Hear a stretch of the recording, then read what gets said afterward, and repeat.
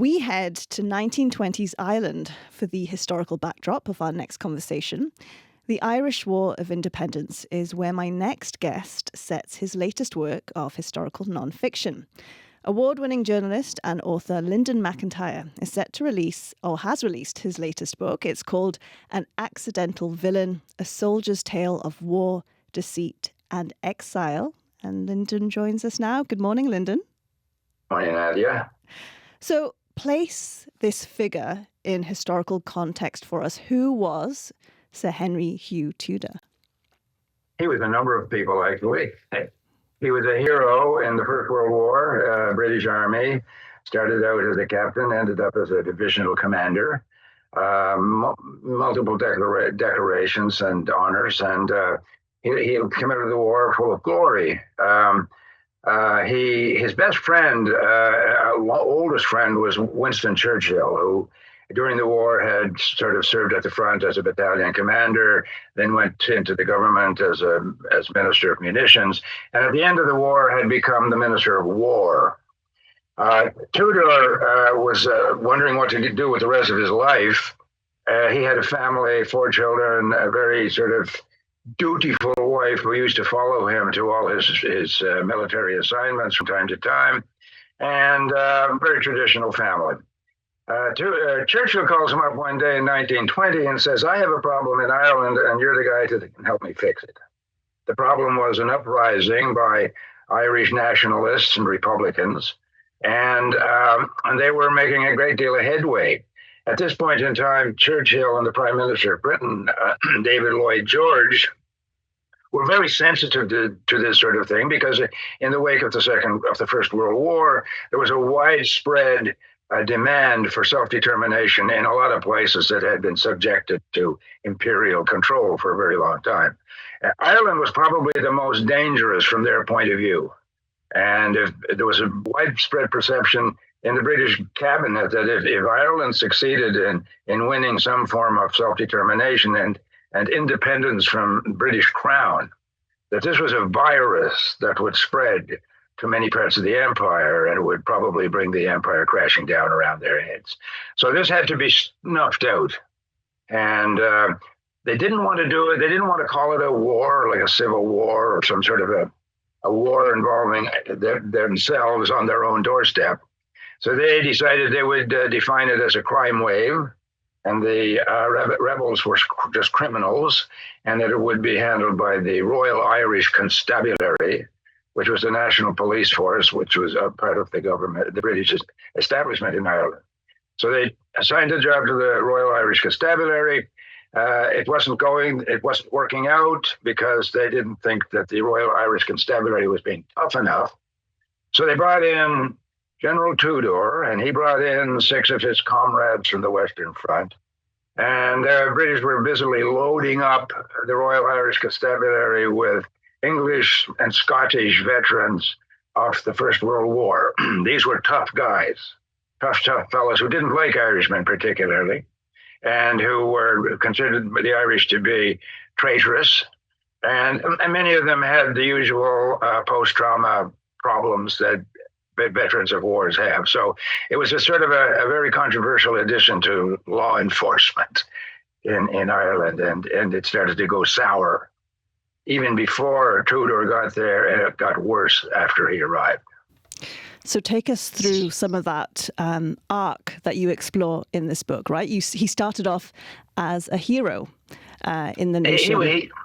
He was a hero in many ways. He was a highly disciplined, senior, experienced military officer. Now, we can say what we like about military officers, but usually they have codes of conduct, and they usually follow certain rules of conflict. And he came over to Ireland as a bit of a star. He gets to Ireland and he realizes that he's up against something he has never experienced in a serious way. He's up against a civilian insurgency that was, you couldn't quantify the number of people who were the enemy. You didn't know when they were going to strike. They would only strike when it was to their advantage. They didn't wear uniforms. They were well armed somehow. They were getting serious weapons, and they were utterly ruthless, and they struck viciously whenever they had an opportunity. He was in Ireland a very short period of time when he concluded that the only way to defeat what he would have called terrorists is to use terrorist tactics against them. Fight fire with fire. And before very long, that's what they were doing. They were engaging in assassination. They were engaging in ambushes. The government changed some laws to give them more leeway to execute people who were caught in certain activities. Firing squads and hanging became fairly commonplace. Communal punishment was a favorite. If a British soldier or a policeman was in a community and somebody fired a shot, the whole community would be punished. If a policeman was killed in a community, a mob of policemen would descend on the community and burn and loot and execute people summarily on the scene. They would try to arrest people and then shoot them, claiming they were trying to escape. It got really quite crazy. And if Tudor and Churchill and the Prime Minister thought that this was going to solve a problem, they were absolutely 100% wrong. The problem just continued to get worse. They had to keep ramping up the odds, sending in more troops, sending in more policemen, sending in more weapons. On the other side of the struggle, the Republicans were suddenly realized that nobody's really going to win this. So we better start talking about how we're going to settle it, short of a clear-cut victory for one side or the other. And that is basically where Tudor took the struggle to a point where the two sides started to talk. Now, I don't think he ever planned it that way.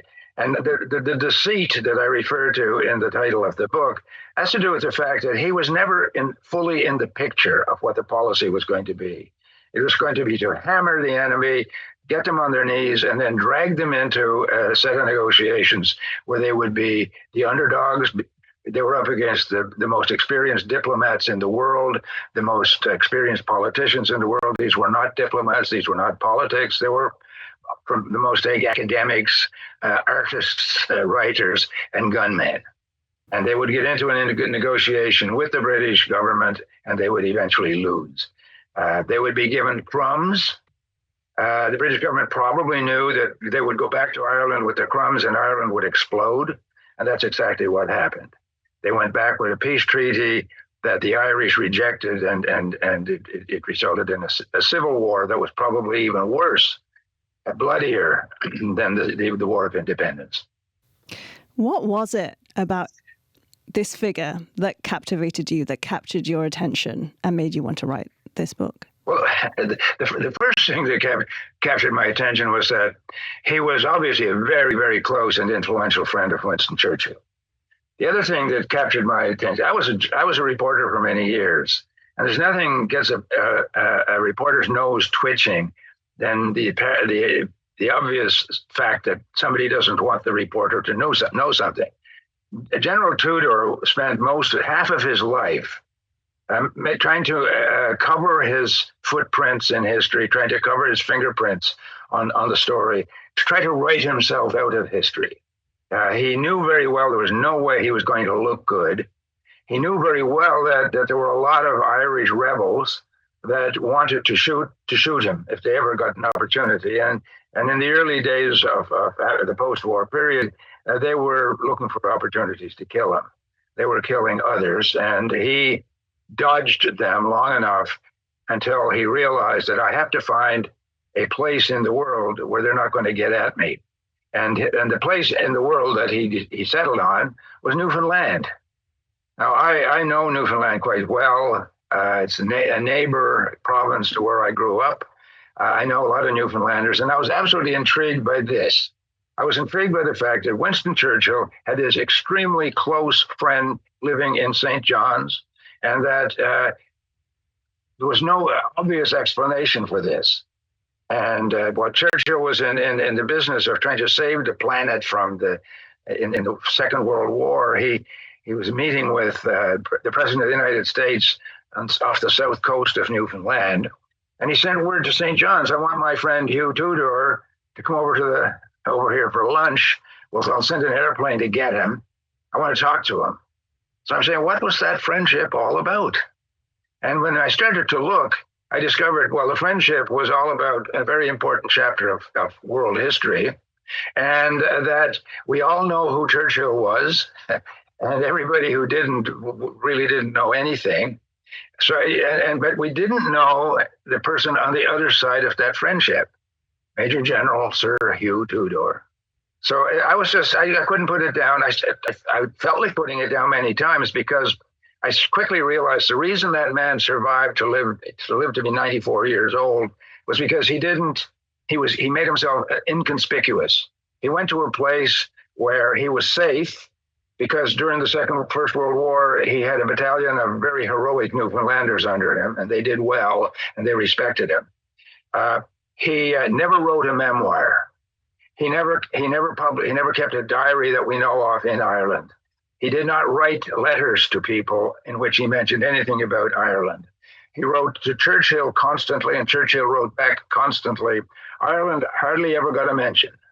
So there was very little to work with. So I had to comb through newspaper archives. I had to comb through endless history books in which he appears as a footnote or a sort of usually a disparaging passing reference. And the more I got my hands on, the more interesting he got. And the more interesting he got, the more I understood why he had tried to make himself invisible to historians and academics. I managed to track down a person that I at the beginning didn't know existed, or nobody, I think, knew existed, his grandson. He had a grandson who survived and survives as we speak. I tracked down a friend of his who was a contemporary in time, who managed and still manages to live to a very old age. She's now 103. She knew Tudor quite well. She was very close to him in the final decades of his life. She looked after him when he was old and increasingly helpless. And when he died, she arranged his funeral. She contacted his family in England. She knew them and told them that they were having a funeral in St. John's and they should come. And they said they declined. So she was the principal mourner at his funeral. So anyway, I find her, and through her and through his grandson, he starts to become a human being, full of the flaws, full of the gifts, full of the charm, and full of everything else about human personality.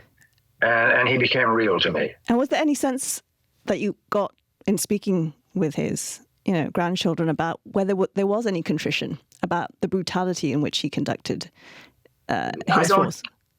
They didn't know much. They knew that he was a villain in history.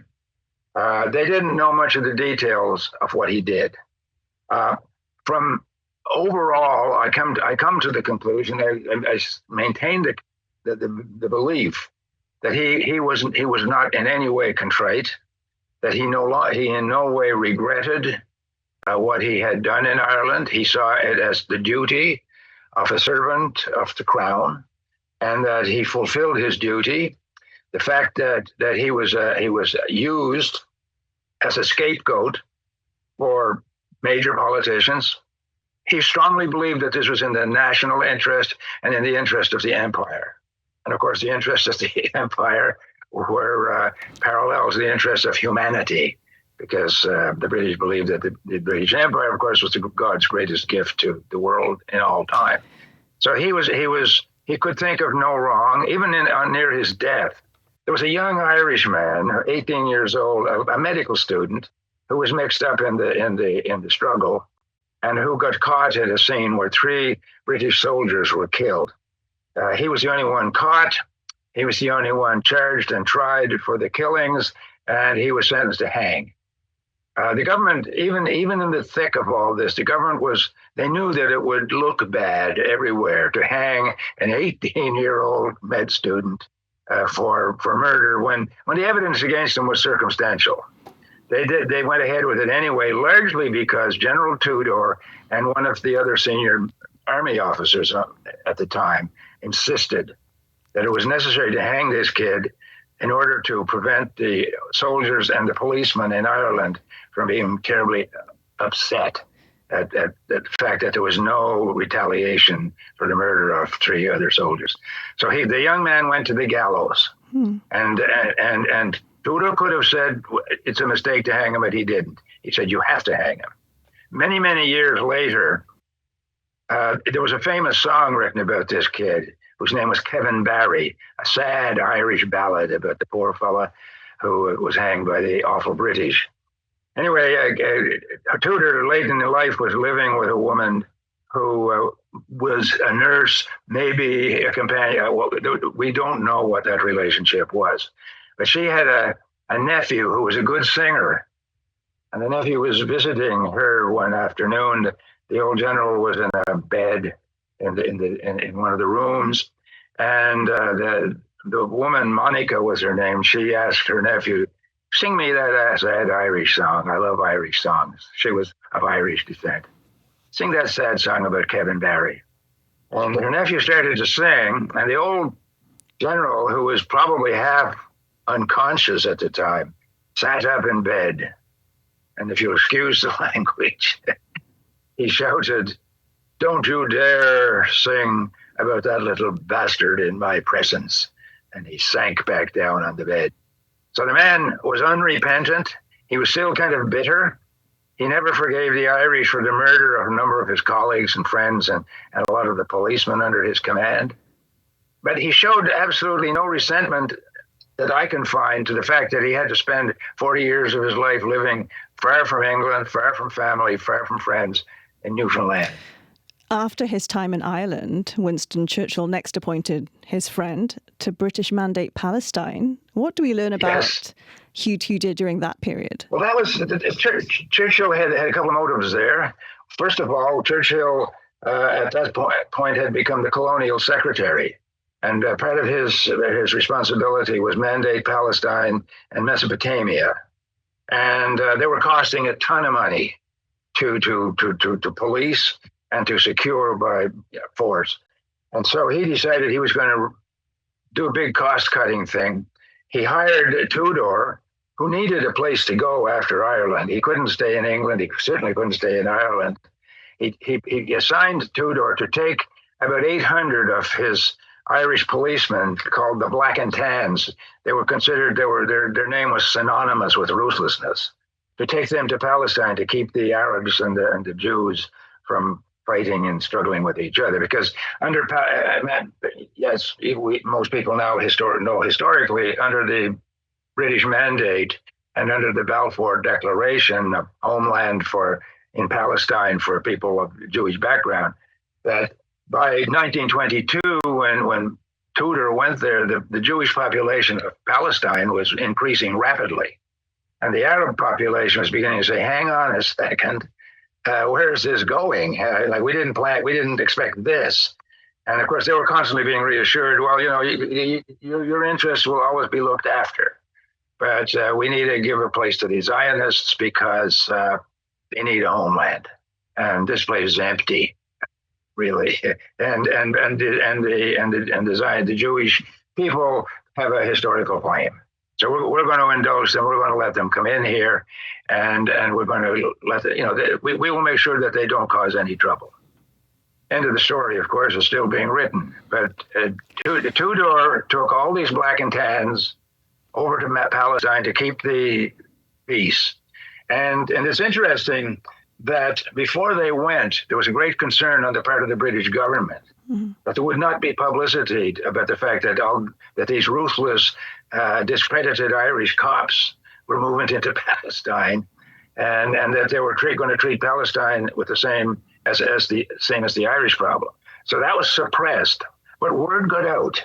And the interesting fact is that it had the opposite effect. When the people, the potential, fighters and combatants in Palestine heard this crowd was coming, peace broke out.